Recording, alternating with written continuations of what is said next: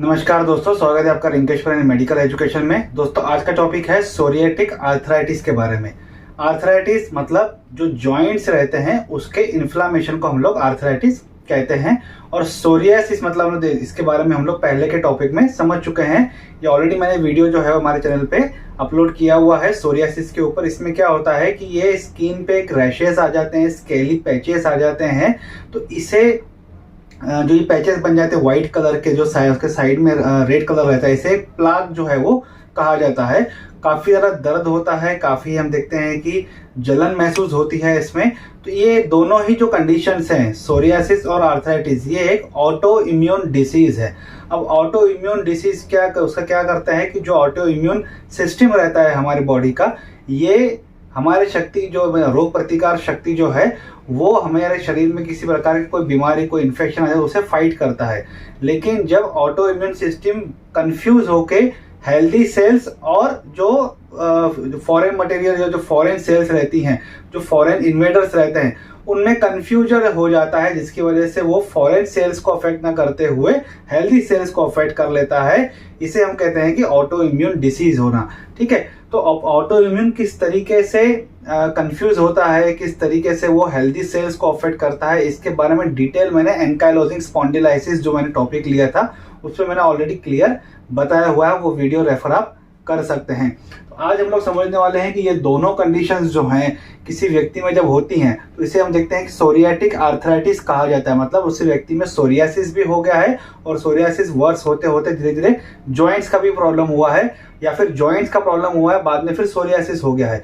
तो चांसेस है कि जब दोनों कंडीशन एक साथ होती हैं तो उसे सोरियाटिक आर्थराइटिस हम जिसे नाम दिया गया है। और ये काफी जो है वो कॉमन जो है वो आजकल देखने को मिल रहा है। इसका परसेंटेज जो है वो डे बाय डे बढ़ता जा रहा है। ठीक है, तो psoriasis is a chronic skin condition. Psoriasis causes the inflammation in your skin. Psoriasis rashes are the patches of discolored skin covered with the scales. तो सोरियासिस एक प्रकार का ऑटोइम्यून डिसीज है जिसमें एक क्रॉनिक कंडीशन होती है, क्रॉनिक पेन होता है, ये क्रॉनिक तकलीफ है, ये लंबे समय तक चलने वाली एक तकलीफ है। क्योंकि ऑटोइम्यून से रिलेटेड है तो इसका परमानेंट ट्रीटमेंट जो है वो आज तक अभी हमें नहीं मिला हुआ है। तो हम लोग आगे इसके बारे में समझेंगे। और ये इसके जो स्किन पैचेस आ जाने, जो प्लाग जमा हो जाता है, इसकी वजह से जो डिस्कलरेशन हो जाता है, स्किन का जो कलर हो जाएगा प्रॉपर, जैसे मेरा स्किन है ये, अगर इसमें यहाँ पे ऐसे व्हाइट पैचेस आ जाएंगे, थोड़ा सा स्केली पैचेस आ जाएगा, प्लाग बन जाएगा, उसके सर्कल में राउंड हो जाएंगे, तो स्किन का जो कलर रहेगा वो डिस्कलरेशन हो जाएगा, स्किन का प्रॉपर कलर नहीं बन पाएगा। तो ये कंडीशंस होती हैं। These thick scaly areas are called plug. Also make your fingernails and the toenails thicken and look flaky or the pitted. ठीक है, तो ज्यादातर ये हम देखते हैं कि जो अगर जॉइंट से रिलेटेड है तो खास करके वो इस तरीके से जो फैलेंजियल जॉइंट्स रहते हैं, डिस्टल फैलेंजेस जो रहते हैं, तो वहां पे अफेक्ट करता है। और वहां के सराउंडिंग में नेल्स भी रहते हैं, तो नेल्स को ये अफेक्ट कर देता है। पैरों के नाखूनों को भी अफेक्ट करता है, उन्हें थिक बना देता है, थोड़े से पीटी रहते हैं, वो टूट सकते हैं, काफी रफ हो जाते हैं, वो उनका नेल का स्ट्रक्चर जो है वो काफी ज्यादा डैमेज हो जाता है। जैसे नेल सोरियासिस भी कभी कभी कहा जाता है। Arthritis is a common disorder that affect your joint. तो मैंने जैसे पहले बताया कि आर्थराइटिस से मतलब यही है कि जो हमारे जॉइंट्स का इन्फ्लामेशन होना। Psoriatic arthritis is a type of arthritis. Is usually affect the people who have psoriasis or a biological family history of the psoriasis. तो चांसेस पूरे हैं कि जिससे सोरियासिस रहेगा, मतलब सोरियाटिक आर्थराइटिस जिसे होता है उसमें मैक्सिमम चांस यही रहता है कि जिससे सोरियासिस हुआ है और आर्थराइटिस होने के चांसेस रहते हैं।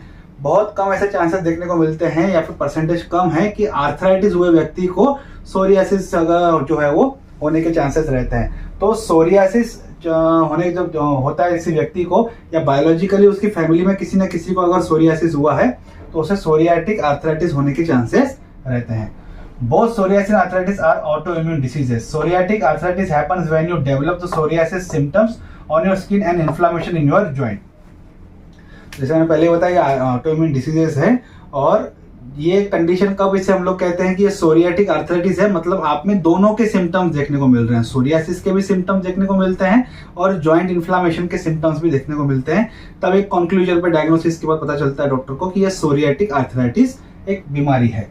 Around 30% of the people with psoriasis develop psoriatic arthritis. जिसे सोरियासिस अगर हुआ है, चाहे स्काल्प सोरियासिस हुआ है, मतलब सर का जो स्किन सोरियासिस हुआ है, या फिर हम देखते हैं कि कभी कभी चेहरे पे होता है, तो जिसे सोरियासिस अगर हुआ है तो उससे सोरियासिस के 30% चांसेस है कि वो सोरियासिस के साथ साथ उस व्यक्ति को आर्थराइटिस भी हो जाएगा, जिससे सोरियाटिक आर्थराइटिस होने के चांसेस आ जाते हैं, उस व्यक्ति में बढ़ जाता है। अब देखते हैं कि जो सोरियाटिक आर्थराइटिस है उसके कितने फॉर्म्स है, मतलब उसके जो सिम्टम्स हैं और एरिया ऑफ साइड, मतलब कौन से शरीर के हिस्से को इसने अफेक्ट किया है, वहां के हिसाब से जो हम देखते हैं कि इसको क्लासिफाइड किया गया है, कि इसके अलग अलग फॉर्म्स जो हैं वो दिए गए हैं। तो 5 तरह के इससे डिवाइड जो है वो इसे किया गया है। तो classification based on which joint it affects और on which side of your body you experience the symptoms. कौन से शरीर के हिस्से में आपको ज्यादा तकलीफ हो रही है, कौन से जॉइंट में आपको तकलीफ हो रही है, उससे आप पता चलता है कि आपका, या उसके हिसाब से जो है उसे कैटेगराइजेशन जो है सोरियाटिक आर्थराइटिस को दिया गया है। पहला है distal interphalangeal predominant psoriatic arthritis. देखो इंटरफेरेंजियल मतलब क्या, देखो मैंने आपको बताया था जब मैंने टॉपिक लिया था कि बोन्स ऑफ अपर आर्म में, तो मैंने बताया था कि जो रिस्ट बोन्स है उसे कार्पेल कहा जाता है, इस यहाँ पे इसे मेटाकार्पेल्स कहा जाता है, जो 5 रहते हैं। और फेलेंजेस हर हाथ में 14 होते हैं, ठीक है। यहाँ पे जैसे उंगलियों में 1 2 3 ऐसे करके ये 12 हो गए, और अंगूठे में 2 होते हैं तो ये 14। तो 14 ये हाथ में, 14 ये हाथ में, एक पैर में 14 जो छोटे उंगलियां रहती हैं, और दूसरे पैर में 14। तो एक लिम्ब में हम देखते हैं कि 14 फेलेंजेस हमें रहते हैं, जिसका नाम रहता है प्रॉक्सिमल, मिडल और ये डिस्टल, ठीक है। अंगूठे में प्रॉक्सिमल और डिस्टल रहता है, मिडल जो फेलेंजेस रहता है वो नहीं रहता है। यहाँ पे 2 ही फेलेंजेस रहते हैं। तो जो डिस्टल पार्ट है, मतलब ये जो एकदम आखिरी, वहां पे हमारे नाखून भी रहते हैं, तो यहाँ पे अफेक्ट करता है, इस जॉइंट को अफेक्ट करता है, और इसके सराउंडिंग स्ट्रक्चर में सोरियासिस और यहाँ के जो नेल्स है उसे भी ये अफेक्ट करता है। तो ये प्रीडोमिनेंट मतलब क्या है, जो उभरा हुआ दिखता है, नजर आता है, उसे कहा जाता है प्रीडोमिनेंट। तो ये हो गया इंटरफेलेंजियल। यहाँ पे हो गया डिस्टल, ये डिस्टल वाला जो फेलेंजियस है वहां पे उसके बीच के जो जॉइंट है, ये इंटरफेलेंजियल जॉइंट, यानी कि मिडल और डिस्टल फेलेंजियल जॉइंट जो है वहां पे ये ज्यादा अफेक्ट करता है, इसलिए इसे आर्थराइटिस कहा गया। और वहां पे ये सोरियासिस भी कर लेता है और यहाँ के नेल्स को अफेक्ट कर देता है, इसलिए इसे सोरियाटिक आर्थराइटिस भी कहा जाता है। तो आई थिंक मैंने इसका क्लैरिफिकेशन सिंपल शब्दों में दे दिया। Most common type of psoriatic arthritis that affect the joint near the end of your finger and toys and also affect your fingernails and toenails. Your nail might look discolored, flaky or pitty. जैसे मैंने आपको जो बताया वही यहाँ पे दिया हुआ है। सिमेट्रिक पॉलीआर्थराइटिस, देखो पॉली शब्द तभी दिया जाता है जब कोई भी चीज 5 से ज्यादा रहती है, ठीक है, तो उसे कहा जाता है पॉली। आर्थराइटिस मतलब जॉइंट, जो इन्फ्लामेशन ऑफ जॉइंट है उसे आर्थराइटिस कहा जाता है। और सिमेट्री मतलब एक जैसे जॉइंट, ठीक है। तो अगर शोल्डर में हुआ है तो दूसरे शोल्डर में भी होगा, एल्बो में हुआ है तो दूसरे एल्बो में भी होगा, नी में हुआ है तो दूसरे नी में होगा, हिप एक साइड हुआ है तो दूसरे साइड में भी होगा। तो इसका मतलब रहता है सिमेट्रिक। पॉली मतलब 5 से ज्यादा, या 5 से ज्यादा, और आर्थराइटिस मतलब इन्फ्लेमेशन ऑफ जॉइंट, ठीक है। तो one of the most common type of psoriatic arthritis है, एक प्रकार का जो सबसे कॉमन आर्थराइटिस रहता है सोरियाटिक आर्थराइटिस, उसमें ये सबसे ज्यादा कॉमन देखने को मिलता है। Polyarthritis affect 5 or more joint at the same time. Symmetric polyarthritis affect the same joints on both the side of your body, like both knees, both elbow, ठीक है। तो एक जैसे ही जॉइंट जो दोनों साइड से हमारे बॉडी में है उसे ही ये अफेक्ट करता है, इसलिए इसे सिमेट्रिक कहा जाता है। वहीं पे इन्फ्लेमेशन देता है, वहीं पे सोरियासिस उसके नियर बाय एरिया में होता है, इसलिए इसे सिमेट्रिक पॉलीआर्थराइटिस कहा जाता है। दूसरा है asymmetric oligo articular psoriatic arthritis. अब सोरियाटिक आर्थराइटिस का मतलब हमने समझ लिया है कि सोरियासिस और आर्थराइटिस होना। ओलिगो आर्टिकुलर मतलब जॉइंट वगैरह हो गए, ओलिगो मतलब 5 से कम, ठीक है। तो यहाँ पे हमने 5 पॉली देखा, मतलब 5 या 5 से ज्यादा। ओलिगो मतलब 5 से कम जितने रहेंगे उसे नंबर को ओलिगो कहा जाता है। असिमेट्रिक मतलब एक जैसे जॉइंट बिल्कुल नहीं, मतलब अगर ये शोल्डर में होगा तो ये शोल्डर में होने के चांसेस जरूरी नहीं है।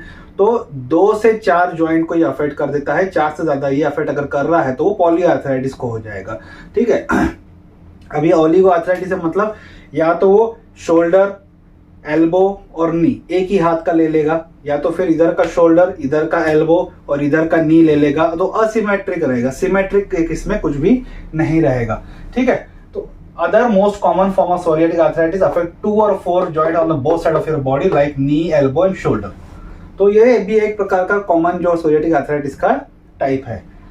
स्पॉन्डिलाइटिस, देखो स्पॉन्डिलाइटिस, एंकाइलोजिंग स्पॉन्डिलाइटिस में मैंने एक बताया था, और सर्वाइकल स्पॉन्डिलाइटिस के बारे में भी मैंने ऑलरेडी वीडियो बनाया हुआ है, आप चैनल विजिट करके देख सकते हैं कि ये स्पॉन्डिलाइटिस मतलब क्या होता है कि ये जो रीढ़ की हड्डियां जहाँ पे 33 वर्टेब्रीज रहती हैं, जो वर्टेब्रल कॉलम के अंदर छोटी छोटी हड्डियां रहती हैं, उससे हम कहते हैं कि वर्टिब्री, उसमें से भी 24 जो वर्टेब्रीज रहती हैं वो फ्लेक्सिबल रहती हैं और बाकी के जो 9 रहती है वो फ्यूज हो जाती हैं। तो मोस्टली हम देखते हैं कि 24 बोन्स के बारे में बात होती है जो कि फ्लेक्सिबल है, अलग अलग है और किसी ज्वाइंट के द्वारा आपस में जुड़ी हुई है रहती हैं। और 33 बोन्स टोटल बोन को बोला जाता है। जब एक इंसान पैदा होता है बाद में कुछ जो फ्यूज हो जाती हैं, जैसे कॉकिक्स हो गया, सैक्रम हो गया, ये फ्यूज हो जाती हैं, ठीक है। तो 33 बोन्स रहती हैं। Spondylitis cause inflammation other symptoms in the joints between the vertebrae can also cause the pain in your hip and shoulder. तो वहां उस पोर्शन पे एंकाइलोजिंग जो स्पॉन्डिलाइटिस जो होता है, या फिर हम कहते हैं कि जो पेन होता है तो इन्फ्लेमेशन के द्वारा, तो उसको हम कहते हैं कि स्पॉन्डिलाइटिस। उसमें 2 प्रकार के थे, एंकाइलोजिंग और सर्वाइकल स्पॉन्डिलाइटिस। तो इस पे डिटेल वीडियो ऑलरेडी बने हैं, आप चैनल विजिट करके वो वीडियो देख सकते हैं। अब ये चीजें जो है वो जुड़ी हुई है, देखो यहाँ से कनेक्टेड, शोल्डर से भी कनेक्टेड है और यहाँ से नीचे हिप से भी कनेक्टेड है। तो अगर स्पॉन्डिलाइटिस अगर होता है तो वो शोल्डर को भी पकड़ेगा और हिप को भी पकड़ेगा, वहां पे सोरियासिस होने के भी चांसेस रहते हैं। Arthritis mutilans, this causes the severe symptoms in your hand and feet. Inflammation is usually severe enough to the cause the bone loss, ठीक है, इसे ऑस्टियोलाइसिस भी कहा जाता है। It is the rarest form of psoriatic arthritis, less than 5% people with psoriatic arthritis have arthritis mutilans. तो arthritis म्यूटिलेंस क्या होता है, यह एक ऐसा एक तकलीफ है, सोरियाटिक आर्थराइटिस की जो एक टाइप है, जिसमें हड्डी में जॉइंट में तकलीफ तो होती है लेकिन बोन लॉस भी होता है। मतलब ये मान लो एक ये स्ट्रक्चर है, तो ये धीरे धीरे घसना शुरू हो जाएगी, प्लेन होना शुरू हो जाएगी, कम होना शुरू हो जाएगी, मतलब हड्डी जो है वो धीरे धीरे लॉस होना शुरू हो जाएगी। ये एक तकलीफ है, उसमें ये इस तरीके से होता है, जिससे ऑस्टियोलाइसिस जो कहा जाता है कि ये सब बोन लॉस को कहा जाता है। और ये सोरियाटिक आर्थराइटिस जैसे व्यक्ति को अगर होता है तो उसमें से 5% लोगों को ये देखने को मिलता है, और ज्यादातर ये हाथों और पैरों को ही ज्यादातर ये पकड़ता है। ये एक प्रकार है उसका सोरियाटिक आर्थराइटिस का। कॉजेज क्या है, exact causes unknown, psoriatic arthritis have similar genetic mutation. मतलब अभी तक इसका एग्जैक्ट कॉज पता नहीं क्यों, क्योंकि इसे ऑटोइम्यून डिसीज है, किस तरीके इस कारण की वजह से ये डिस्ट्रैक्ट होता है ऑटोइम्यून सिस्टम, जिसकी वजह से वो हमारे इम्यून सिस्टम को ही अफेक्ट करना शुरू कर देता है। जेनेटिक एक पार्ट माना गया है कि अगर माता पिता को या बायोलॉजिकल फैमिली में किसी को हुआ है तो वो ट्रांसफर आपको होता है। उसको हम देखते हैं कि ऑटोइम्यून डिसीज है, कुछ एनवायरमेंटल फैक्टर हैं जिसकी वजह से ऑटोइम्यून सिस्टम में चेंजेस आने की वजह से इस तरीके से तकलीफ होती है। मतलब आपका कुछ एनवायरमेंट इस तरीके से है, धूल मिट्टी पोल्यूशन प्रदूषण या कुछ केमिकल इंडस्ट्री, जिसकी वजह से आपकी इम्यून सिस्टम पे अफेक्ट होता है। तो ऐसा अगर कोई एनवायरमेंटल है तो आपको उसके कारण भी होने के चांसेस रहते हैं। कुछ रिस्क फैक्टर हैं जो कि इसके लिए रिस्पॉन्सिबल है। हाई ब्लड प्रेशर जिसे हम लोग कहते हैं, हाई कोलेस्ट्रॉल बढ़ गया, आपकी चर्बी ज्यादा बढ़ी हुई है शरीर में, ओबेसिटी मोटापा ज्यादा है, डायबिटीज है, डिप्रेशन है, एनीमिया खून की कमी है, मसल में वीकनेस है। तो ये कुछ रिस्क फैक्टर हैं जो कि इसे हेल्प करते हैं इस कंडीशन को होने के लिए या फिर वर्स होने के लिए, ठीक है। सिम्टम्स क्या क्या है, अब जॉइंट्स पेन से रिलेटेड रहता है तो जॉइंट में पेन होगा, दर्द होगा, स्टिफनेस होगी, सख्तीपना आएगी, हमने पहले के वीडियो में समझ लिया है। Discoloration redness near the affected joints. तो सोरियासिस और आर्थराइटिस आपस में हुए हैं तो सोरियासिस क्या करेगा, स्किन डिस्कलरेशन भी कर देगा, वो भी एक सिम्टम्स है। और स्किन में रेडनेस लाएगा, मतलब एक सफेद पैच जो आ जाता है उसके सराउंडिंग में रेडनेस आ जाती है, एक इन्फ्लामेशन जिसे हम लोग कहते हैं इरिटेशन की वजह से। Pain and tenderness where the tendons and the ligaments attached to your bone like your Achilles tendon. अब ये टेंडनाइटिस के कल के टॉपिक में मैंने एक्लिस टेंडन्स क्या होते हैं वो मैंने समझाया था कि जो पैरों के हिप जो वहां रहते हैं वो पीछे के जो मसल्स रहते हैं उस पर जोड़े रखता है एक टेंडन, जिसे कहा जाता है एक्लिस टेंडन। सबसे बेस्ट एग्जांपल है टेंडन का समझाने के लिए, मैंने कल के वीडियो में अच्छे से समझाया था डायग्राम के रिलेटेड।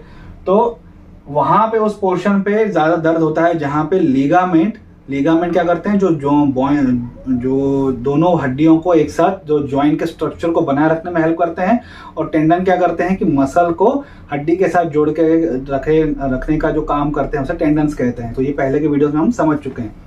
जहां पे ये दोनों मिलते हैं लिगामेंट और टेंडन, वहां पे दर्द काफी ज्यादा महसूस होता है। तो ये भी एक सिम्टम है। Swelling in your finger and toys, तो ज्यादातर ये फिंगर्स वगैरह को अगर अफेक्ट कर रहा है क्योंकि ये मोस्ट कॉमन टाइप जो है फेलेंजियल है, तो फिंगर, हाथों की उंगलियां और पैरों की उंगलियों में काफ़ी ज़्यादा तकलीफ होती है। आपने देखा भी होगा कि रूमेटॉइड आर्थराइटिस या इस तरीके के जो आर्थराइटिस के अलग अलग टॉपिक्स रहते हैं, आपने कभी इमेजेस या किसी पेशेंट को देखा होगा, तो मैक्सिमम फिंगर्स को सबसे ज़्यादा अफेक्ट जो इसमें होता है। तो ये एक उसका सिम्टम है। नेल सोरियासिस मैंने आपको पहले बताया कि ये इसको अफेक्ट करता है, नेल्स को अफेक्ट करता है। तो जो पहला पार्ट रहता है ऐसे नेल सोरियासिस भी कहा जाता है। वो सिम्टम्स जो है वो कहे जाते हैं। फटीग, काफ़ी ज़्यादा आपको थकान रहेगी, काफ़ी ज़्यादा वीकनेस रहेगी आपको इस कंडीशन में। मान लीजिए अगर आपको सोरियाटिक आर्थराइटिस का जो कंडीशन है तो वो अगर माइल्ड है, मतलब काफ़ी ज़्यादा सीवियर नहीं है, तो माइल्ड में सिम्टम्स कैसे रहेंगे? Small amount of pain and stiffness with few sign of psoriasis on skin. थोड़ा बहुत दर्द रहेगा जॉइंट में, थोड़ा बहुत सख्त ऐसा स्टिफनेस लगेगा और कहीं कहीं थोड़ा सा आपको सोरियासिस के पैचेस जो है वो देखने को मिलेंगे। अगर सीवियर है तो क्या होगा? Large patches of psoriasis on skin, बहुत ज़्यादा, या तो स्काल्प में काफ़ी ज़्यादा पूरा भरा रहेगा सोरियासिस, इधर पीठ पे कहीं ना कहीं भरा हुआ रहेगा। Flares can make it hard और impossible to move and use your joint. तो जो सोरियाटिक आर्थराइटिस के जो फ्लेयर्स रहते हैं, जो जॉइंट के जो फ्लेयर्स रहते हैं, जिससे काफ़ी ज़्यादा दर्द होता है, ठीक है। फ्लेयर्स और रिमिशन दो शब्द रहते हैं, ठीक है। फ्लेयर्स में सिम्टम्स काफ़ी ज़्यादा सीवियर हो जाते हैं, काफ़ी ज़्यादा तकलीफ होती है, जिसमें जॉइंट को मूव करना काफ़ी ज़्यादा तकलीफ हो जाती है ड्यू टू आर्थराइटिस, और सोरियासिस के पैचेस भी काफ़ी ज़्यादा देखने को मिलते हैं सीवियर कंडीशन में, ठीक है। अब डायग्नोसिस के क्या करेंगे? तो दो तरह के डॉक्टर्स हैं जिनके पास आप जा सकते हैं। एक तो स्किन की तकलीफ है, दूसरी हड्डी की तकलीफ है। तो स्किन, हड्डी की तकलीफ भी कौन सी है? जो जॉइंट से ज़्यादा है। तो रूमेटोलॉजिस्ट जो है वो काफ़ी ज़्यादा स्पेशलिस्ट रहते हैं और डर्मेटोलॉजिस्ट भी इसमें स्पेशलिस्ट रहते हैं। तो दोनों के कंसल्टेशन से आपको ट्रीटमेंट जो है वो लेना आवश्यक रहता है। तो रूमेटोलॉजिस्ट के पास अगर आप जाएंगे तो जॉइंट से रिलेटेड आपको बताएंगे, और उनके साथ ही एक कनेक्टेड डर्मेटोलॉजिस्ट रहता है जो कि इस तरीके के जो ऑटोइम्यून डिसीज के साथ में प्रैक्टिस करते हैं, उनके कोऑर्डिनेशन चलता है। तो वो आपको उनके पास भी रिकमेंड कर सकते हैं, फिर वो आपको डर्मेटोलॉजी की ट्रीटमेंट भी आपको देते हैं, जिससे एक कोऑर्डिनेशन से एक प्रॉपर ट्रीटमेंट आपको इसमें मिलता है। तो दोनों के पास आपको जाना काफ़ी ज़्यादा ज़रूरी बन जाता है सही ट्रीटमेंट के लिए, रूमेटोलॉजिस्ट से और डर्मेटोलॉजिस्ट के पास से, ठीक है। वो कुछ ब्लड टेस्ट आपको रिकमेंड कर सकते हैं कि आप ब्लड टेस्ट करवाइए, जिससे वो कुछ कंक्लूजन पे आए। कुछ एक्सरेज करवाए जाते हैं जॉइंट को समझने के लिए, MRIs करवाए जाते हैं, सीटी स्कैन, अल्ट्रासाउंड, ये सब चीज़ें जो है वो करवा के कंक्लूजन पे आने के बाद वो ट्रीटमेंट रिकमेंड करते हैं। ट्रीटमेंट क्या होता है? ट्रीटमेंट डिपेंड करता है आपके सिम्टम्स के ऊपर, कौन सा जॉइंट अफेक्ट हुआ है उसके ऊपर, और सिम्टम्स ने उस आपके शरीर के हिस्से को कितना अफेक्ट किया है, तो या फिर सिम्टम्स कितना सीवियर है, उस हिसाब से आपकी ट्रीटमेंट जो है वो डिसाइड होती है। ट्रीटमेंट में कुछ तरह के मेडिसिन जो हैं वो दिए जाते हैं, कुछ रेडियो जो थेरेपीज रहती हैं वो भी दी जाती हैं। तो मेडिसिन के NSAID non steroidal anti inflammatory drug दिए जाते हैं। कोल्ड एंड हीट पैकेजेस, जो ठंडा करके सेक करना है या गर्म से सेक करना है, वो आपको बताया जाता है। Demands disease modifying anti rheumatic drugs रहते हैं, हाइड्रोक्सीक्लोरोक्विन हो गया, मिथोट्रेक्सेट हो गया, सल्फासालाज़ाइन हो गया, इस तरीके की जो दवाइयाँ हैं वो दी जाती हैं। फिजिकल थेरेपी दी जाती है, कुछ ऑक्यूपेशनल थेरेपी दी जाती है, और साथ में अगर लगता है तो कॉर्टिकोस्टेरॉइड्स भी आपको दिए जाते हैं अगर पेन, आपको काफ़ी ज़्यादा दर्द है तो उससे कंट्रोल में रखने के लिए। तो ये पूरा सिंपल टॉपिक था आज का सोरियाटिक आर्थराइटिस के बारे में। सोरियासिस के ऊपर वीडियो है ऑलरेडी, आप चैनल पे देख सकते हैं, और आर्थराइटिस के पहले के वीडियोस आप देख सकते हैं, जो अलग अलग प्रकार के आर्थराइटिस ऑलरेडी हमारे शरीर में रहते हैं, और एक बीमारी जो रहती है उसमें ऑलरेडी वीडियो बना चुका हूँ, चैनल विजिट करके देख सकते हैं। आज का टॉपिक यही तक था। आई होप आपको आज का वीडियो अच्छा लगा होगा। वीडियो अच्छा लगे तो लाइक और शेयर जरूर कीजिएगा। अगर आपको कमेंट है तो आप कमेंट बॉक्स में कमेंट कर सकते हैं, और मुझे इस चैनल को सपोर्ट करने के लिए प्लीज़ सब्सक्राइब कीजिए। Thank you.